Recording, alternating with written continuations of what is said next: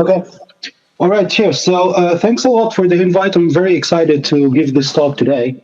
I'll be talking about Bayesian optimization in general and some of its applications we had in the industry we've been facing recently.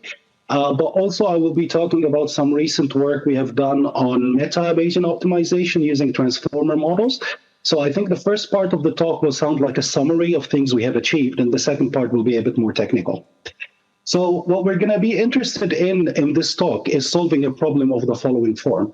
So we're going to try to maximize some function f of x with respect to some variable x, and we also have some constraints on that variable x that we would be interested in.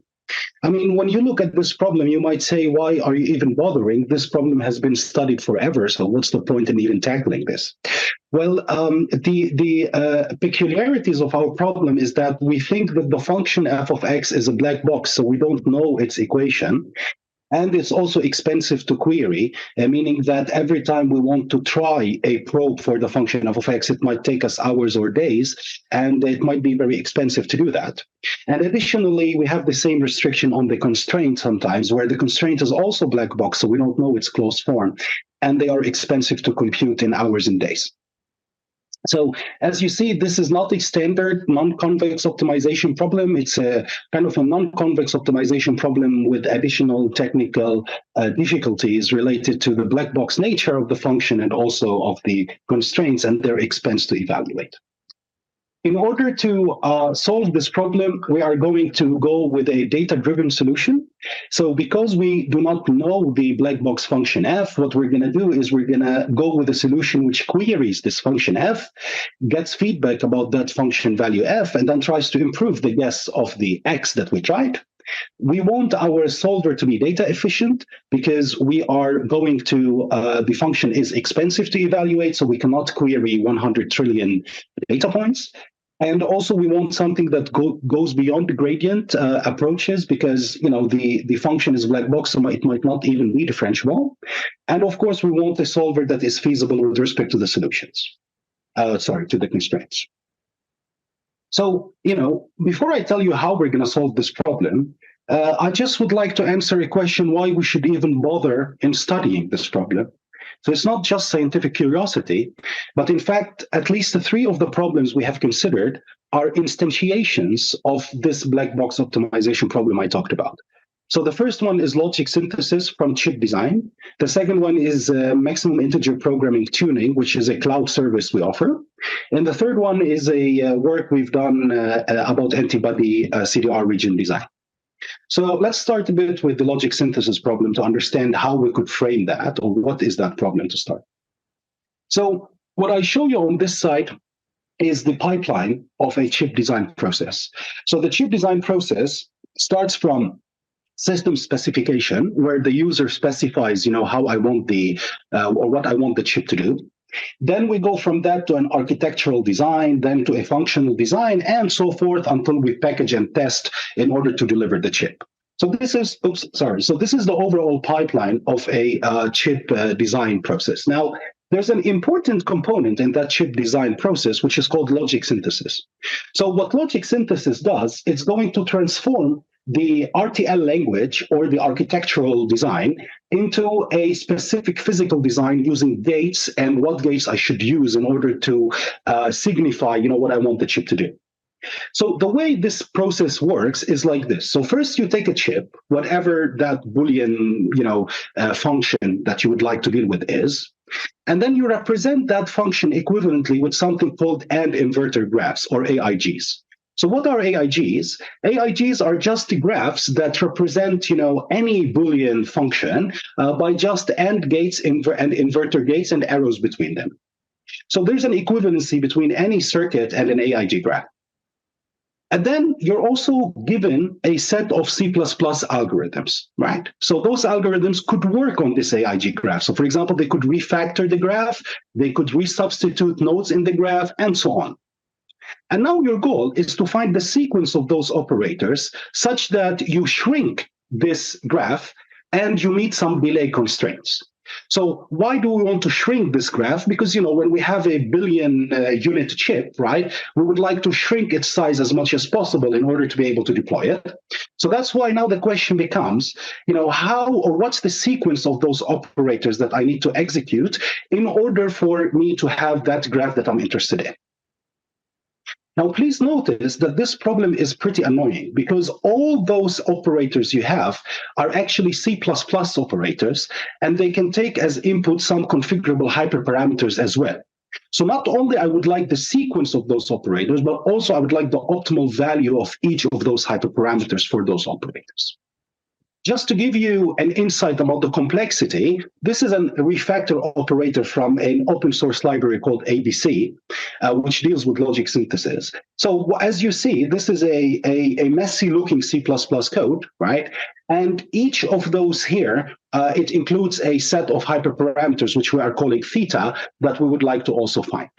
So our goal in this problem is we would like to maximize something called QOR, which is a quality of results. It's just a measurement of how your final AIG graph is performing, which typically represents the ratio between area and delay of the circuit. The technicalities are not so important of what this function is. It's just that it's a function that measures how well your sequence and your parameters for each of the operators has performed. And of course, we have some constraints, which are allowable ranges of the parameters and what sequences we could execute. So our goal is to find the sequence of those operators in addition to their hyperparameters. Now, the issue here is that the QOR computation is extremely slow. Because if you have a large circuit, then you would need to execute this sequence, and then you will have the circuit that is resultant from that, and then you take that, and then you try to measure the QOR value. So the computation is very slow. It involves nesting of C++ algorithms, so it's not really easy to get a closed form equation of the QOR as a function of sequence. The sequence itself is a discrete entity, so we cannot do derivatives, we cannot differentiate through this. And also the constraints, they involve many algorithmic checking, so that are hard, to compute in a closed form. So as you see, this is a problem where we have a black box because of this nesting, and we cannot do gradients. And it's also very expensive to evaluate. So it's an instance of this problem I talked about before. Another problem we have faced, which is also an instance of that, is what we refer to as MIP tuning problem. In the MIP tuning problem, our goal, I'm sure a lot of you have seen this, but we would like to maximize some linear function, C transpose X, subject to inequality constraints and positivity constraints. But most importantly, what makes this problem combinatorial and hard is that the X are integers. So the variable we're looking for is integers. It has tons of applications from production planning to energy flow optimization. Now, in here, we are not interested in a heuristic that will solve the MIP problem. Rather, what we are interested in is a set of parameters that we input to a well-known solver that will produce the running time and the feasibility of the MIP solution. So for this, we use something called SCIP, which is like an open source package that does MIP solutions. It takes as an input an instance of an MIP task, a matrix A, vector B, and C, and also a set of 200 parameters, which are mixed between discrete, continuous, and Boolean. Those parameters determine what heuristic this SCIP will use in order to solve the MIP. And I just give you an example here about how difficult or annoying these parameters are to set by a human, because they include, for example, a real value, an integer value, some categorical variables, and so on. So now the question for us would be, we would like to find the optimal set of those parameters theta that will allow me to get a feasible solution from my MIP instance in the minimal time possible. So in other words, I would like to minimize the running time of that SCIP solver with respect to those parameter theta. And of course, I also have a set of constraints. Again, what you will see here is that the running time can be very slow, because if this is a MIP with millions of variables, which what we consider, it will be extremely slow to get a run of that SCIP solver. It involves a nesting of the algorithms inside SCIP depending on the choice of your theta, meaning that the heuristics will be nested. And that's why it's very hard to write in a closed form. It's not easy to differentiate this, especially with respect to discrete and categorical thetas. And of course, we need to satisfy the constraints. So yet again, this is another application or another instantiation of this fx subject to constraints, where f is a black box and it's expensive to evaluate. So I gave you two examples already, one related to chip design, one related to MIP, and the third is about antibody design. So let's talk a bit about that. So I'm sure you've seen this in your biology classes when we were at school. An antibody is a Y-shaped protein that your body kind of makes against some invading pathogens. The antibody, I'm not claiming I'm an expert in biology, but we worked with biologists on this. So an antibody is actually made of two heavy chains and two light chains. But what is important for us in this discussion is what we call a CDR region of the antibody, or the complementarity determining region. Now that region, it has 3 loops on the light chain and 3 on the heavy chain that allow the antibody to specify to your target antigen that that enters your body. Now, what are antibodies made of? What are antibodies made of? They're made of proteins. What are proteins made of? They're made of amino acids. So the amino acids, there are 20 to 22 amino acids, and they start with an amino group and they end with a carboxyl group. And now if you sequence them next to each other, the amino group and the carboxyl group react with each other, then they form a bond, and that bond forms a polypeptide bond. So now when it comes to an antibody, CDR region, what we will be looking for is that right sequence of amino acids that will allow me to bind to my pathogen that entered my body. What's important here is also notice that the order matters, making the problem combinatorial, because here's an example of tyrosine, glycine, phenylalanine, and leucine, which is an opiate, like it modulates pain. But if I flip the order, then I don't have any pain modulation properties anymore. So my goal in this antibody problem is I would like to minimize the binding energy. So I would like to find that CDR sequence, which is the sequence of the amino acids, that will minimize my binding energy with respect to a specific antigen.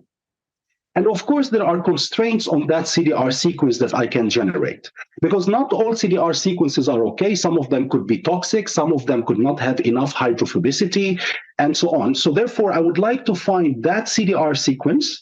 So I would like to find that sequence of amino acids subject to those constraints that minimize the binding energy with respect to my antigen. So the search space is huge. It's also combinatorial, and computing the binding energy either in the real lab experiment or via physics simulation is very expensive. So that makes this problem also a black box and expensive to compute.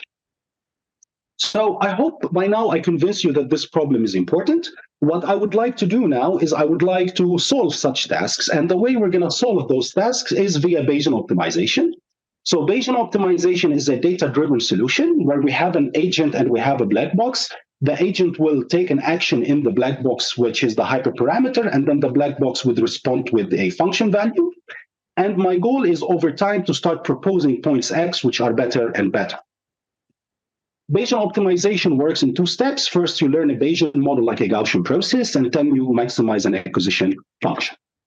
So the exact details of how BO works, I think we can discuss them offline or later, but the whole idea is that's the framework we have been working with. So the first result we got on this was a new method, which we call HIBO, which we participated in this NeurIPS 2020 competition about black box optimization, and we won this competition. And the idea was using warping techniques in Bayesian optimization and multi-objective acquisitions. And here are some of our results. And the two, we also got this antibody CDR region approach working, and we submitted that and got accepted at Cell Reports. It was using a substring kernel to allow me to deal with discrete variables, trust region, and combinatorial optimization. So here are some of the results. These are different antigens from the PDB database. And then what you could see is that in 85 steps on average, I can arrive to good binders inside with respect to my target antigen, with respect to my binding energy. We also applied to a competition in logic synthesis, this chip design method, which is organized by EPFL at the IWLS conference. We also won that using Bayesian optimization. And we open sourced everything. I would love if you could use our library, which is a Hebo, and the library has everything I just discussed, and that's open source, and you could use it. Now, what I would like to describe so far, what I described so far, I like to call that Bayesian optimization 1.0. So we know that we all work, but are we done yet? And I think no, we have three questions that we try to answer still. One is tabula rasa learning, two, high dimensionalities, and three, scalable and modular software. Now, I will only talk about this tabula rasa learning given the time constraints, but if you're interested in high dimensionality, talk to me or Julius. We would be really happy to discuss this with you. So the idea is that BO is a search algorithm, meaning that every time you give me a new target function, right, I would need to relearn everything from scratch. So now the question is there a way I could actually transfer between different BO algorithms or between different data sets or different black boxes in order to make my BO results even faster? Now, this has been studied for a while in the community under, different pretenses, such as surrogate design, trying to do, like transfer via surrogates, or acquisitions, or initialization, or state space design. What we will be focusing on today is something related to neural processes and to RL-based acquisitions, as I will describe next. So first of all, let's talk a bit about a neural process. So what a neural process is a process that is trying to combine the flexibility of deep learning with the uncertainty quantifications of stochastic processes. So the idea is that I would like to build a neural network which will take as an input a context data, and then I will ask it on target data, what do you predict? And then it will give me a distribution on my Y target condition on my context data and on the observations I would like to find. Now, these methods are trained in a meta way, meaning that first you get a source data set, then you randomly split the data set into context and target, you compute the likelihood, and then you update theta, and then you repeat this process over and over again. Now, when they were originally proposed, neural processes assumed that there is the output distribution is a Gaussian distribution. Now, this is, although interesting, but the whole idea of using neural networks is its flexibility, and we want to model multimodal output distributions. So there came this nice paper by Frank's team, which is called Transformers Can Do Bayesian Optimization. And the idea is that they were able to parameterize this output distribution by a multimodal histogram. So here, when I want to make a prediction about xj, I'm going to be predicting a histogram rather than just a Gaussian distribution. And therefore, it achieved state-of-the-art regression results, and it can allow for multimodal distributions. And it used transformers, which are one of the most widely used architectures. So our goal was to try to take this, train it in a meta way, and actually use it in Bayesian optimization. So why would we like to do that? Because at the end, what would be super awesome is we would like to have an end-to-end differentiable Bayesian optimization solver. So I would like to have a model which you will give me X and you will give me history so far. And I would like my model to make a prediction about my acquisition value alpha. If I have this model and I somehow pre-trained it, now you give me a new task, I'll just simply find the X that maximizes alpha and then use it from there and on. But now, as you see, we cannot train this in a supervised learning way, because for every point X, we don't know its corresponding label alpha. So one way to train this is actually to use reinforcement learning. So we could define a reward function, and that reward function would allow me, for example, it could be what is widely used in the community, like the regret. And then based on that reward function, I could try to fit the theta such that I maximize my reward function. Why would I want to do that? Because I don't have the labels for alpha. If I had the labels for alpha, I could do supervised learning, but I don't, so we could do RL. So, okay, then the idea would be, let's just take this and just apply reinforcement learning on it, where we use the reward to be the regret, i.e. the best Y we have gotten so far. When we tried this, we discovered three important problems. Two of them, I think, are widely studied in literature, but one was maybe special to the choice of regret as the reward function. One, we know that these transformers, are overfit, which we call memorization overfitting. So this could be solved by regularization. Another one is the learner overfits. So it adapts okay to new contexts, but it cannot generalize well. And that can be solved by data augmentation, where we augment based on the GP posteriors. But maybe the most interesting one is that the reward being the regret, which is the widely used notion, hardly provides any supervision when we are doing the reinforcement learning update. So what do I mean by hardly provides any supervision? Let's look into this reward equation again. Please notice that this is my regret, right? So it's the max over the y's I have seen so far. For me to have an informative reward, it means that the next step y I will get should be bigger than all the y's I have seen so far. Because if that happens, right, then I have a new value of y better than what I have seen before. And then based on that, I just have an informative reward function. But the question is, okay, can I count how many of such events exist during the last stages of the training, but more importantly, during the early stages of the training? Now, there's a lot of technical details here, which I don't think I have time to go through all of them. But all in all, what I would like to show you is that we are able to show theoretically, by mapping this to a combinatorial argument, that the number of informative events in a trajectory length, traj length of k, is actually logarithmic in that trajectory length, which means that this reward we have during early stages of training is extremely sparse. So meaning that when you start training, the reward is very sparse, so you cannot really, the updates you do, they are not really very informative, especially during the early stages of training, because of this logarithmic reward. So how would we solve that? Well, there are many ways, we can think about solving that, but one of the ways we used in order to solve that is what we did is we introduced an auxiliary loss to my objective. Now, auxiliary loss is a well-known solution in the reinforcement learning community, where you actually provide a bit more effective inductive biases inside your problem in order to alleviate the sparsity of the reward. The way we provide this auxiliary loss, it will encourage a part of my end-to-end network to learn a valid probabilistic model. What I'm trying to do with my auxiliary loss, I'm trying to tell this chunk of my network, give me a valid distribution on the y values.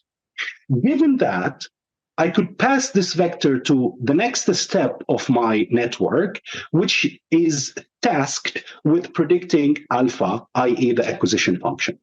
And now I can train the whole method end-to-end using reinforcement learning. So I could do a gradient step using RL in this loss. How I compute this loss is easily computable. You give me the original data set. I just split that data set into observed data or context data, and then prediction data. And then once I do that, then I define my auxiliary loss just to be the likelihood of predicting the y's conditioned on my x predictions and my observation context. And then based on that, I just define my total loss, which will be the RL loss with the regret function, plus this auxiliary loss, which is trying to make a part of the network predict well on the likelihood to become a valid probabilistic model. So we have implemented this, and we have tested this in 3 domains or in 4 domains. One of them is very common, the others are not so common. The first test we did was on HPOB, which is like a hyperparameter tuning benchmark. This has a set of source domains which are like SVM tasks, linear regression tasks, XGBoost task, and the goal is to find the set of hyperparameters. And we have a target set of test domains which we don't touch during training and we don't see. Here, I show you a comparison between our method, which we call NAP, Neural Acquisition Process, versus other techniques such as MetaBO, FSBO, Gaussian process-based AI, random search, and most importantly, Optformer, which is Google's method, that uses a transformer to do hyperparameter tuning. And what you could see is our method actually does better than the Optformer, and we use a much smaller model. So we only need 2% Optformer time and 60% less memory compared to Optformer. Now, why this is the case? Because we can use a simpler model and outperform them. Then we tested this on the antibody design problem. So here, oops, what? Oh, sorry, my PowerPoint crashed.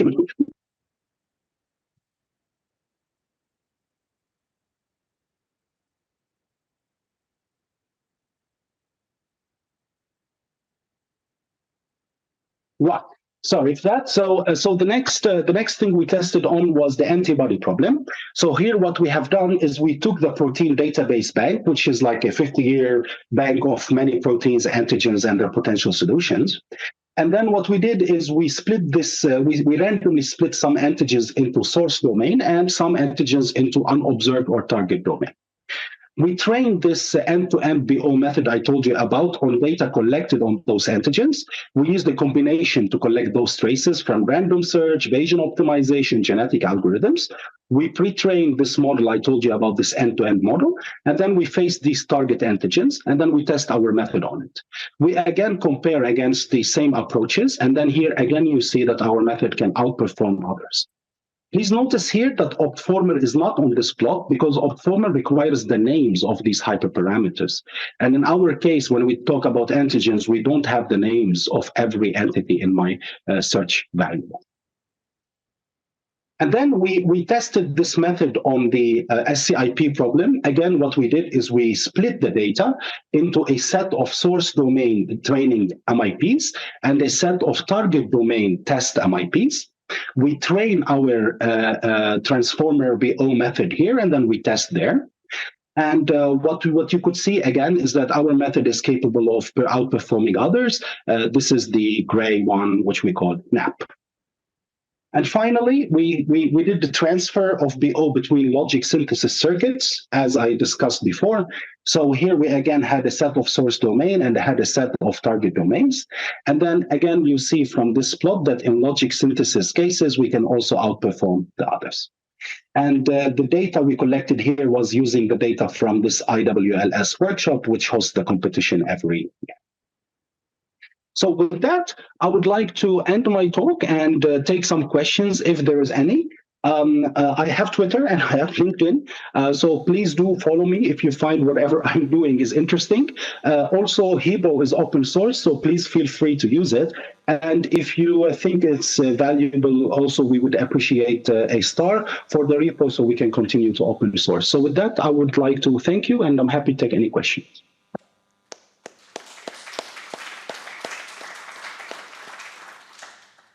Thank you very much for the excellent talk. Yeah, we have a few questions. Up to the microphone, or can you hear us? Ceiling height. Awesome. Yes, thank you very much for this awesome talk. I want to ask, reinforcement learning itself is already fairly brittle and it needs a lot of hyperparameter tuning that it's really successful in all cases. What do you do about that? Do you tune then on your meta training data, or? I honestly couldn't hear you that well. Sorry. Could you repeat? They might sound. Yeah, this should be on. Then I might maybe go to that microphone. Well, that's turning it on. Maybe you can repeat the question. Okay, can you hear me now better here? Yeah, I think so. Yeah. Okay, awesome. Thank you for this awesome talk. I wanted to ask you, reinforcement learning itself can be fairly brittle with respect to the hyperparameters. So reinforcement learning is, from my experience, actually more brittle than supervised learning. Now, using that here on the meta level, do you had to tune your hyperparameters of your method, or if yes, how have you done that on the meta training data, or? Yeah, right. So yeah, we did tuning on the meta training data, but we were able to find relatively a stable set of hyperparameters. So it's not like for every task I showed, we can have like a different kind of hyperparameters for it. But what we did is we just tuned those on the during the training process using a validation data set, essentially. And then we use those during the testing. We also, in the paper, do an ablation study on some of the important hyperparameters that might require a bit more attention. such as, for example, how much do you weigh the first loss versus the second loss and so forth. But from our experiments, it looked to be not super brittle, while I do agree that RL can be super brittle. But in our experiments, we had no other choice because we didn't know the acquisition values, so to say, to do a supervised method. Yeah. Okay, perfect. Thank you. Yeah, no problem. Any other questions? I had a quick question. During your method, it sounded like the focus was on improving the early stages of BO, like especially dealing with sparse rewards. But I thought in some of your plots, it looked like your algorithm had the edge in the later stages. So I wonder if you had any insight into this. Yeah, so a couple of things, right? So let me just clarify the following. The theoretical result I showed you was during early stages by using a random policy at the beginning, right? However, please notice that during the later stages of training, the problem becomes even more messed up. Because if you think about it, the regret, during the later stages, and you start doing well, let's say, then you will not even improve at the end, right? So it's like you will jump up, do well, and that's it. There's no more informative rewards that you could actually get. So this result about the sparsity, let's say, of the reward, it will hold both in the early stage and in the later stage. In the early stage, it has this logarithmic property I told you about. In the later stage, it has even a worse property, where you just have a good result and then nothing anymore. Now, I don't believe this could correlate one-to-one to the experimental setup, really, that we have, right? There are many reasons of this involving non-convexity, for example, that is involved in the optimization problem of the RL agent. So it's not necessarily to hold one-to-one, really. And it also depends on the order by which you saw those data points, right? Like in those tasks. And we didn't analyze that effect on the sparsity of the rewards. So probably if we do something better in terms of what tasks have we seen or what data we have seen, then maybe it will correlate nicer with the early stages of learning. But I cannot say we should have a one-to-one map from the reward result to the experimental result during the early stage yet. Yeah. I see. Yeah, makes sense. Thank you. Oh yeah, sorry. One more question. Yeah, just super quick question. You had impressive results. Is it already possible to play with the method? Is it already available? Yeah, so it's in Hibo. I can show. Yeah, so let me Let me show that. So if I'm not mistaken, it's open source. Yeah, so if we go to Hibo, this is NAP here, right? It's there. Very cool. Thank you. Yeah, thank you very much. All right, let's thank the speaker again. Thank you.